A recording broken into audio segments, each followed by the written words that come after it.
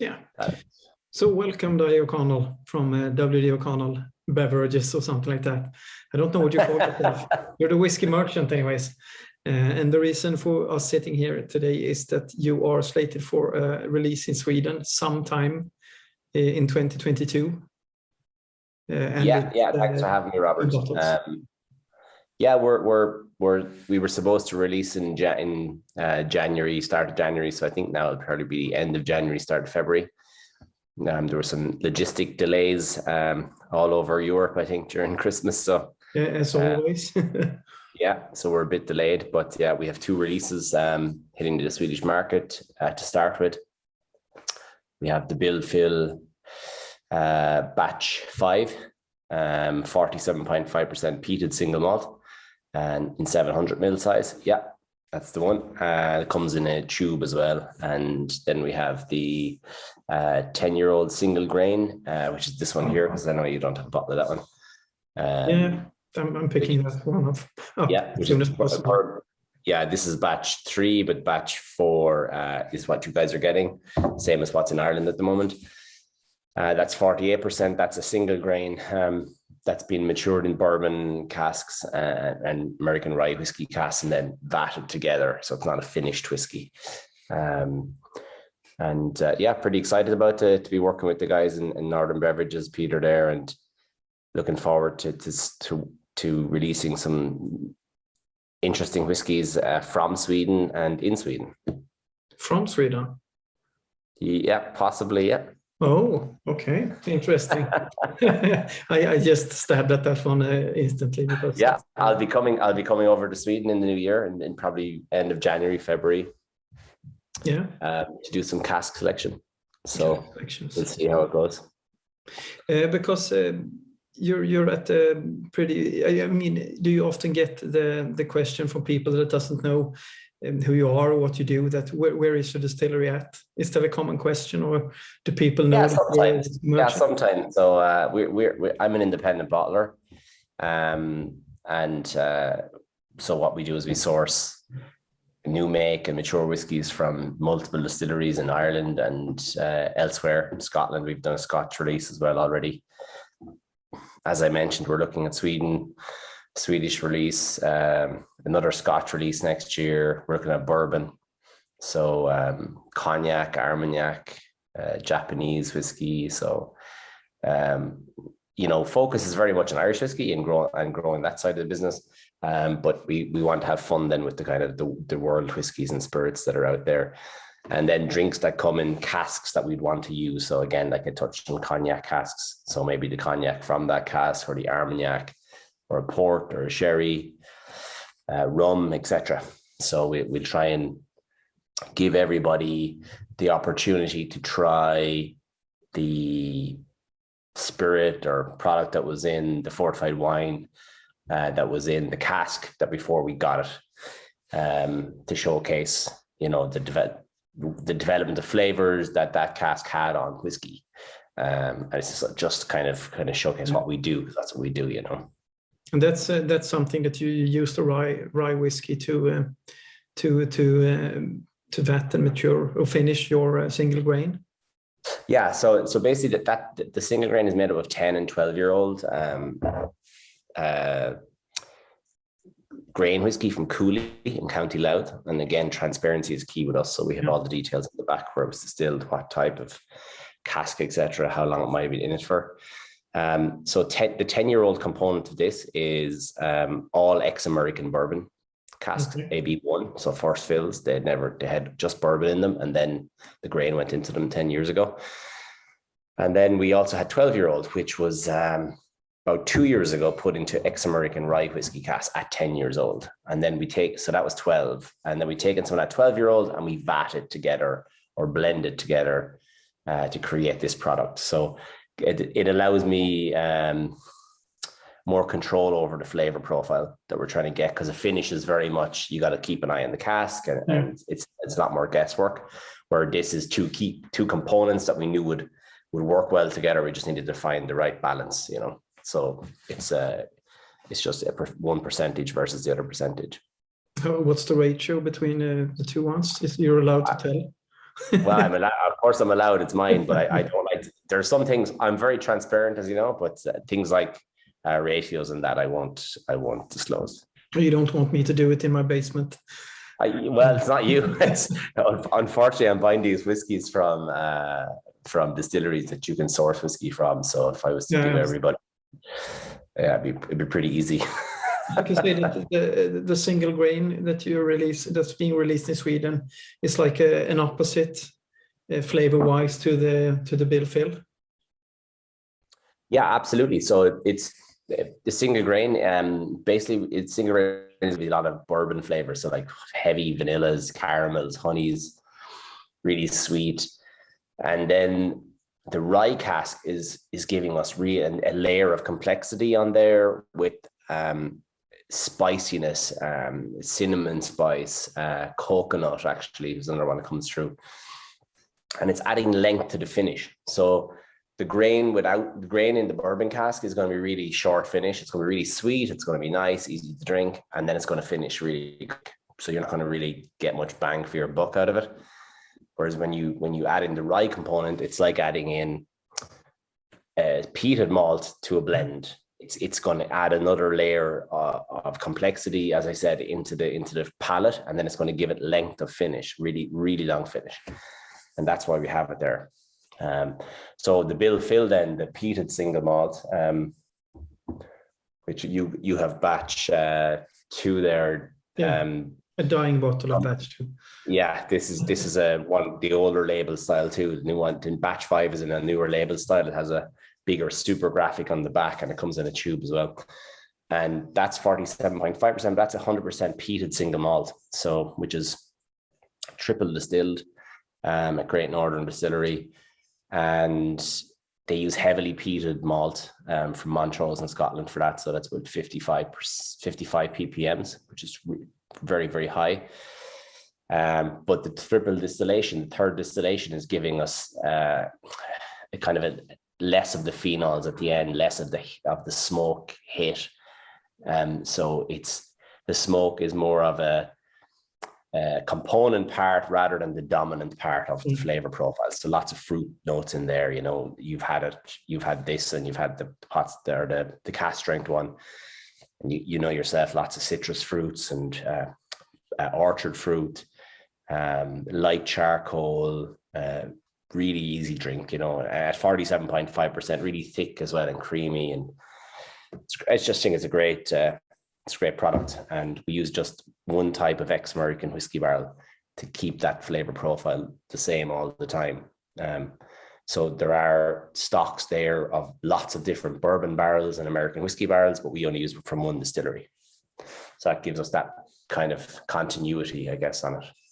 Yeah, I mean, the Great Northern Distillery, Swedish people probably don't know about it, but themselves and Cooley probably feed a lot of, what would you say, upstarting projects and also distilleries and bonders and merchants in Ireland right now.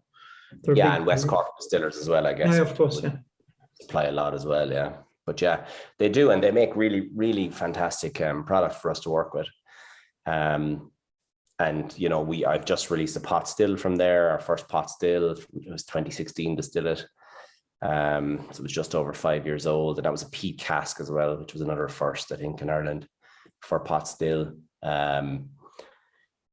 We used their double malt. We have their first release of their 2016 double malt coming out in March 22. It's a US exclusive, but you'll be seeing a lot more of that distillate coming from now. I feel it's kind of at 5 as it approaches 6. It's really come into its own.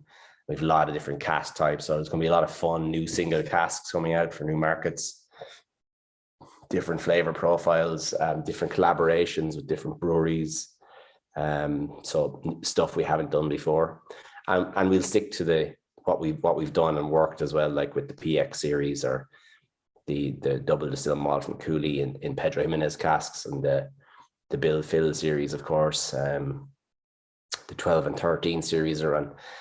They're probably unfortunately at their end for a while now until we get some more fully sherry matured single casks, which are not too easy to find.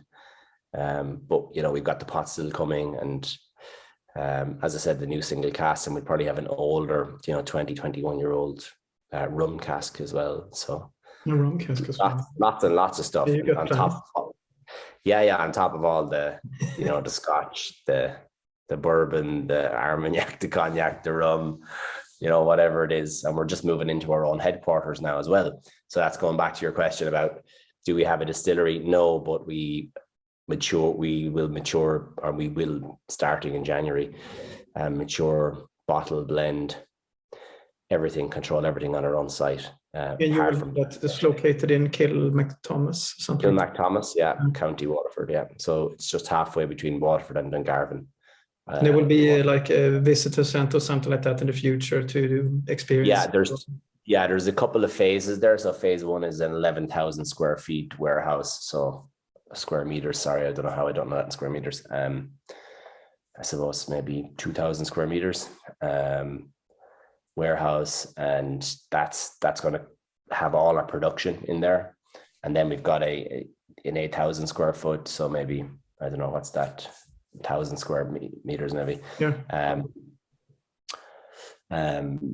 Building from the 1850s, which was a solid stone structure, 2 stories, workhouse linked to the famine times in Ireland. So we're going to renovate that and turn that into a building that we can use for having events, hosting people like yourself over, and general consumers, and people from the on-trade, the bar trade, people want to collaborate with. Yeah, so we can do lots of things there. We have a retail unit there. We can do a bit of a visitor experience and talk about the history of whiskey in general, because we're an agnostic whiskey merchant. That's what I am. We'll buy whiskey from anywhere and sell it to anywhere, and once it's good, once it has a certain standard. So my interest is in telling the story of whiskey and where it came from, and how it spread from these isles and across the world. I think that's kind of interesting with the timelines then, if you see that kind of mapped with history and things that happened within our own history in Ireland and global history. So I think history is good. It can be really simple. You can just stick a drop in a glass and drink it, or you can get really deep into the back end story of it and find out more. And I think that's something that's not being done. Everywhere you go, you're kind of told about the brand. Yeah. Whereas, we don't need to tell you about that, because I feel if you're already in our visitor experience, well, then you know about us somehow. So we can just maybe educate people a little more on whiskey. Yeah, and a lot of people that's interesting in the community as well, like Chris Hennessy. He has something to offer as well as on the Aquavita, I suppose. Absolutely, yeah. Whiskey in some sense. Bit together, yeah. So it's booming times for whiskey in general, I'd say. We see a lot of releases everywhere, even from Scotland. It's throwing out new things from. Well, I'm just looking at the Talisker single malt, the special release. I bought that today. So, it's happening things all over, and Irish whiskey industry in particular is booming a lot. It's a very busy time. Yeah. Whiskey is the brown spirit sector, I suppose, as they call it, is booming in general, and Irish whiskey is part of that boom. But we're small producers, and we're focusing a lot on malt whiskey too, and most Irish whiskey that's produced is a blend, or that's pretty much it. There's not much malt or pot still actually produced, produced a lot, but not consumed on a global scale yet, because we're really in our infancy of this new phase of Irish whiskey, since it almost went, almost imploded on itself at one point, and there was a monopoly on the island until the early 80s. So until that was broken, and slowly we've seen this lift, but it's going to take a lot of education and a lot of work to grow the product and get the interest there. That Scotch completely dominates most markets. So if you look at Swedish market, I don't know if any Swedish people actually listen to me, but mainly of my people that follows my page and everything, they're from Ireland or England or Canada or US. But I mean, Irish whiskey has a reputation in Sweden of being pretty bland, not too interesting, always triple distilled, too smooth, and we Swedish people are pretty rough in what we like. Not me, but many people in Sweden, they like the Ardbeg or the Lagavulin or something like that. But Irish whiskey right now offers a lot more than just Jameson. And I mean, it's also different bottlings within Jameson that's worth looking into. Yeah, absolutely. Yeah, look, I was one of the things I say, I like to repeat myself a lot and preach from my pulpit. And one of the things I always say is the three biggest misnomers are falsedoms in Irish whiskey are it's always triple distilled, it's always smooth, and it's never smoky. You know, you can just throw that out and forget about it. That's not true. You know, that's a marketing line that's used by a large company for a long time. And you know that that's what companies are supposed to do. They're supposed to market their product and move it, and they were the only show in town. But that's changed. You know, this is an 18-year-old double distilled single malt. We just brought out a 19-year-old double distilled single malt. So that shows you it's not a new thing, double distillation. I think the world's best single malt a few years ago was a 30-year-old or 24-year-old Irish double distilled single malt from the same distillery, Cooley and Teeling's at. So, you know, Connemara has been doing smoky whiskey for 30 years now, almost. Yeah, double distilled, I think it's double distilled. So then we have a triple distilled, 100% peated malt, which was completely new at the time. But now you're going to see, you know, give it 10 more years and the variety in Irish whiskey is going to be like mind blowing. Yeah, I think so as well. Over 40 distilleries and different mash bills, and the pot still side of things is going to be really, really interesting because, you know, having not just making great single malt, we can make, you know, fantastic pot still with different mash bills, and hopefully does changes to the GI and the technical file that protects pot still Irish whiskey will allow for that growth, you know, increasing the other cereals from 5 to 30%. And we'll just see huge variety from all these little, you know, some micro distilleries and some are quite large. So some pump out a cask a week and some will pump out 200 casks a week, you know. Yeah, some run their operations in sheds. Yeah, sure. You know, you're wearing a t-shirt from one of them. So like, it's fantastic to see that, and then you see the resurgent in Irish barley being used, you know, and that's not just being driven by Waterford, even, you know, that's a narrative that's used a lot by people, whether it's not right. You know, Ecklandville have been growing their own barley up there in County Down for over 8 years now. They still haven't released a product, and Ballykeefe in Kilkenny have been growing their own barley on their own farm for over 5 years and just released stuff, and plenty of others are at it, and I've grown my own barley this year. Also, Nick Ryan has grown his own barley. The guys down in Killarney are growing their own barley. Like there's a lot of that happening, you know, and it's been happening for a while, but it takes time for these things to come to fruition, and it's really exciting time. I mean, it's simpler to be a rum runner or something like that, where you can throw out your liquid pretty quick if you don't mature it. Gin is the modern day rum, isn't it? Yeah, now rum is matured, so but gin is often you can sell it during your whiskey production, I guess. Yeah, and it's not something that I had to worry about because I can buy whiskey ready to go, and we put some time. Some of our product takes time, you know. Some of the product you've seen this year started 3 years ago with us, so even for us, it takes time to get to market. There's very little we can just buy and immediately in bottle, you know. I guess the lucky side of that is finding a cask like this, the Loch and Dal by Bruichladdich. I'm not sure if you got to taste this, Robert, did you? I didn't know. Okay, I'll have to get you a sample. It disappeared pretty quick. Yeah, there's some bottles stuck in the UK and the UK store because the duty is paid on them. So there's about 12 bottles over there, I think. But it's really special. That's a Bruichladdich, a Loch and Dal from Bruichladdich, 63.1%. At 10 years, you know, fantastic whiskey. And we found that cask. I went searching through a lot of casks, found the cask, bought it, bottled it. So there was a process, a bit of work involved.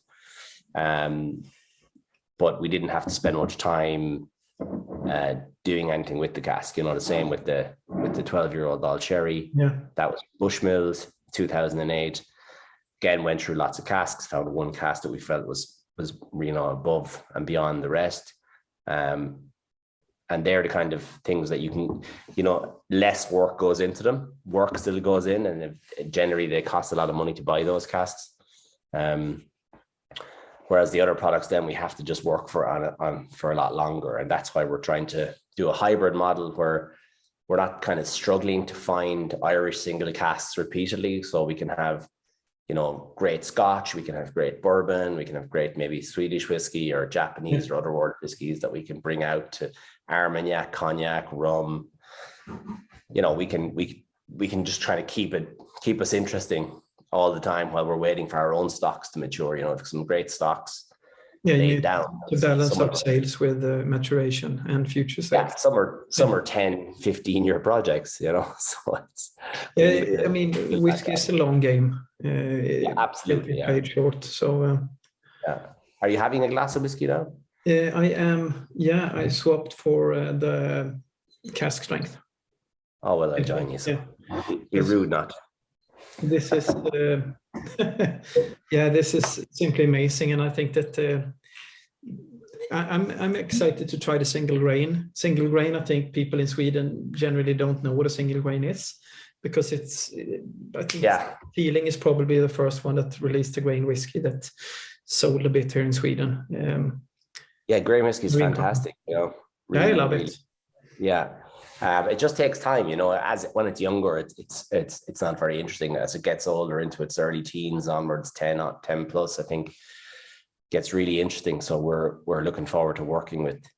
We've only been buying 10-year-old stocks, so we're not buying 0 stocks of grain. We're buying it at 10 to mature it for 10 years, and it's really great products. When I designed it because I used to live in warm climates, and I love a bit, an ice block or a big block of ice or an ice beer, in a whiskey, and grain whiskey just suits that perfectly. Nice high ABV, nice sweet notes, works really well. Whereas I wouldn't tend to put ice in my pot still or my malt, I think that many of the older grain whiskies that I've tried this year, they have a lot of complexity to them as well, but you don't expect that.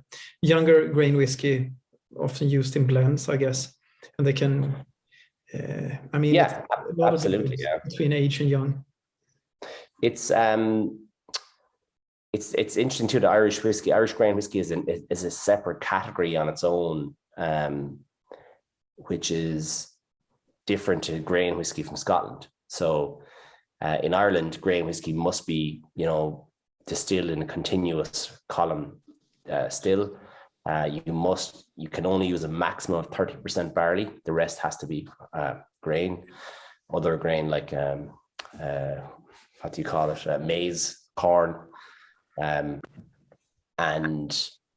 in Scotland, anything that's in a pot still or a column still, that's not single malt is just called single grain. So if you made a pot still in Scotland, you call it single grain. If you made a 99%, 1% malt mash that wasn't a pot still, but in a column, you could call that grain. So it's very different. So we have a very specific type of grain, and grain is the largest produced whiskey in Ireland by a long shot, because it's a fantastic blend product. But also, as it gets mature, it, like you said, it gets really, really interesting. And you're going to see that again over the next 10 years. You'll start seeing 20 odd year olds, 20, 22, 23-year-old grains, and they'll be great value for money too. That's the other good thing about it. Yeah, and I think that Swedish community, good eye opener for them to try some older grain whiskey, because it's I love it. I'm on the grain train on the 20. Yeah, and when I've been at shows in Europe, I've been at shows in Belgium and Germany. A few this year alone, I've been at 3 shows in Germany and Belgium, and just in September. And you know, nobody, first of all, Irish whiskey was just not something they were for that familiar with. The Jameson, of course, and Tullamore Dew was kind of the usual. And then you say, hey, I got a peated malt, and they go, that's amazing. We weren't expecting that. And generally they're really, really excited about the flavor profile of it. And then you get them to try the grain, and they're like, oh, grain, well, you know, wouldn't really be into that. And then they try it, and generally they buy a bottle because it's something it's like something they've never had before. And it is a really good grain whiskey too. And I think the rye works really well with it. And again, when I was looking to do the grain, I was looking for something that hadn't really been done before, and it worked very, very well, I think. And I don't think I've tried a grain whiskey with a rye component. Not from Ireland anyway. I don't know if there's others from other markets, but there wouldn't be a whiskey. It's a very unique whiskey, and it's great for me. And again, it's my regular drinker now, you know, because sometimes you just don't want to worry about what's in your glass, and you just want to still have a whiskey. Yeah, I know the feeling. And would you say, we're probably wrapping up soon, but would you say that the things that you're doing right now, when you're delving into Armagnac and cognac and perhaps rum, Swedish whiskey, does that reflect on your life, would you say? You've been around the globe. Yeah, like I've traveled a lot, like a lot of people have, I guess, for our generation and younger. But I lived abroad. I lived in Australia twice, and Hong Kong and Southeast Asia, and I lived in Denmark for a short time in my early 20s, and I lived in the Middle East so for a bit. So I've met a lot of international people and hung around with them. I've had friends from all over the world, and I guess you get opened up to trying new things the more interesting people you meet, and the more countries you get exposed to, whether it be through food and drink, is a really great way to experience them with the people from those countries, you know. So everybody has their own favorites that they want to tell you about, and they're proud of them. And I was lucky enough to try lots of different things. So yeah, it's part of the reason that, you know, I want to be a global drinks business from a small place in Ireland, and do something that other people aren't doing, maybe, other than, I suppose, maybe Gordon MacPhail or Caden Heads or somebody like that are doing it, you know. But to definitely try to push it on in a more modern way from Ireland. Yeah, for me, it's a lot of respect for people that doesn't just stick with one thing, one brand, one drink, because I have a hard time, I wouldn't say respecting, because I respect people in general, but taking their knowledge and their taste serious if they only drink one thing. So if you're a person that says, I only drink Jameson, well, or I only drink Healing, I can't grasp that, really. Well, you can't trust the palate then, because it doesn't mean they're not right, that it might be a really great product. You're right. But it means, you know, you need to try other things to know what flavors you're experiencing. Yeah. And that's kind of the reason I want to showcase. Most people who drink whiskey have never tried a port or a sherry, never mind a type of sherry, like a Montellado or a Fino or Oloroso or PX. Like they've never tried these things. Maybe they haven't tried rum, exactly. You know. And you know, if you can do that when you do go back to your whiskey collection, that maybe you've just got into in the last few years, because most people have, then you will find that you'll enjoy it more, and you'll know more about it, and you'll appreciate it a lot more as well. And I think that's a nice thing, you know, especially if you spent, you know, 50, 100, 200, 300, 400 euros on the bottle. The more knowledge, you know, the more knowledge you have about what's in there, the better, the more you're going to really enjoy it, you know. Yeah, I did a tasting this year with whiskeys and the fortified wine that the casks were from. So it's pretty cool trying out the port that the cask was from previous then. So it's a cool thing to try out always. And I did a collaboration with another company that's Dublin based, and they had the rum company that they use for they take their casks from plantation rum, and it was also cool trying out the rum from them. So it's a good thing, testing and trying, because I think it enhances your palate. So I like that a lot. And absolutely. And trying food is also important, you know. you don't have to like it. Just try it. See what you think. You'll pick something up from it. I can always And, try something once, right? yeah, and if you like it twice, Yeah. no, that's Yeah, and I mean, people that know me in general, they always say you're an Irish whiskey guy. No, I'm not an Irish whiskey guy. I have other stuff. I have Swedish, Indian, and everything.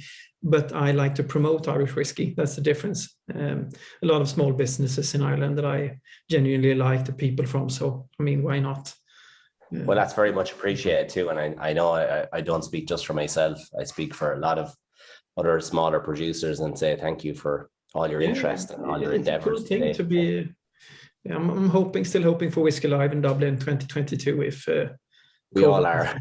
messed up, so pretty tired of everything. Yeah, but anyways, probably 2 releases in early 2022 in Sweden. Perhaps more to follow. Some interesting stuff. There will be more to follow. We're already discussing single cask stuff for Sweden. Again, it'll probably be toward the latter end of next year before that arrives, because they take time and to put together and make sure we're happy with the releases, because I don't put out whiskey just for the sake of putting it out. It has to be of a certain quality, or we just don't bottle it. So when you're looking at casks in Sweden, how far north are you traveling? I'm a very dodgy person. I know. You'll have to, if I answer that, you're just gonna know. Yeah, so I know. You'll have to just wait and see. But it's just gonna be great fun to work with these people, and there's some great distilleries in Sweden too. Yeah, they are actually, and I think that Mackmyra, how we know Mackmyra as we say in Sweden, they did a lot for the Swedish whiskey market. I don't think that we would have had one if it weren't for them. With their, they released a lot of bad whiskey, I think, at the start, but the ones that they sold to the customers that their own casks were really, really good, and now they've picked up. So they're releasing, I think it's back-to-back good stuff every year, every release. Yeah, and they're so interesting. They just try stuff, and they are not afraid to try things, and that's really important. For modern whiskey company to stand out, you need to. They're a global brand. They're very well known. Very well known. And you've got the High Coast whiskey as well. High Coast are doing some good stuff. I tasted some of their stuff recently as well in Bremen at a whiskey festival there, and I was very impressed with it.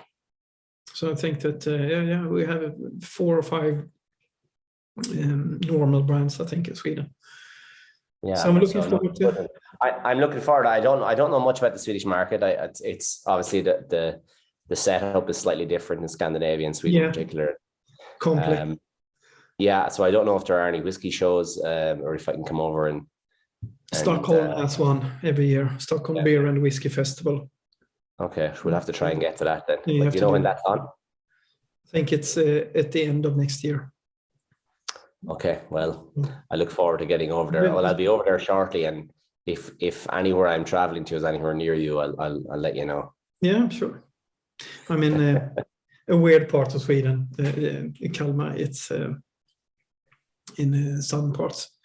It's a good place to spend a summer vacation if you're coming over to Sweden sometime. We have a lot of spots here that's very nice, and I think that we have the largest whiskey cellar in Sweden, actually. Really? Yeah.